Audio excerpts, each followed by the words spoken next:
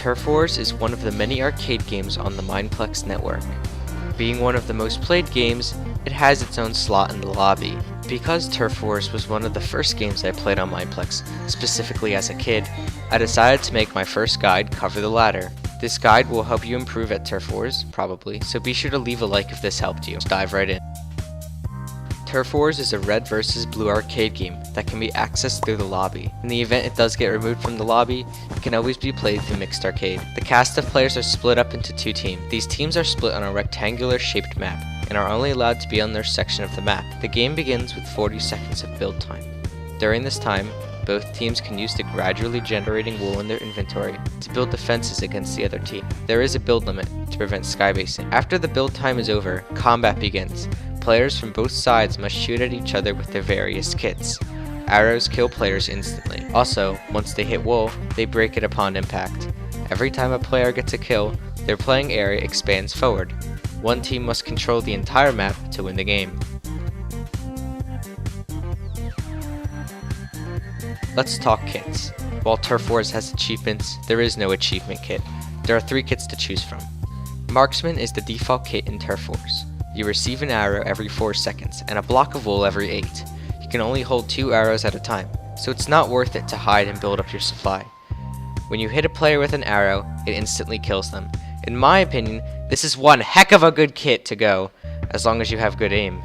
Infiltrator is a kit similar to Marksman, although arrow cooldowns are extended. To balance this, you are equipped with an iron sword and given the ability to sneak into enemy lines, hence the name Infiltrator.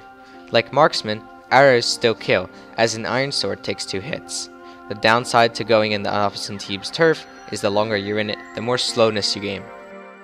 Shredder is probably the worst damn class in the entire game. It costs 5,000 gems and isn't even worth the effort.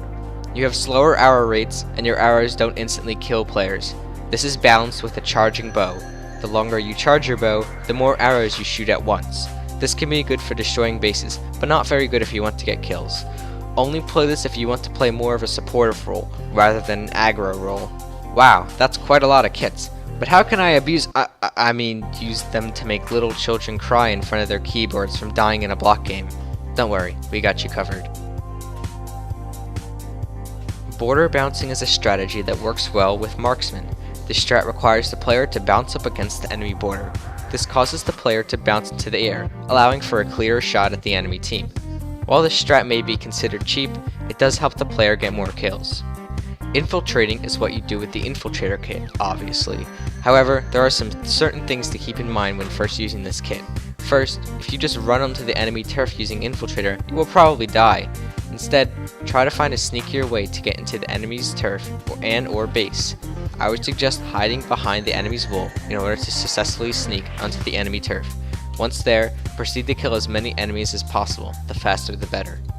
Shredding is the worst kit in Turf Wars, end of story, but there are some good uses for it. First, most maps have a built-in sniping point in each base. You can use this to destroy enemy wool and enemy cover. Quick tip, don't try to kill someone with Shredder, it won't work. Seriously, it's a bad idea. Well, I've pretty much covered most of it.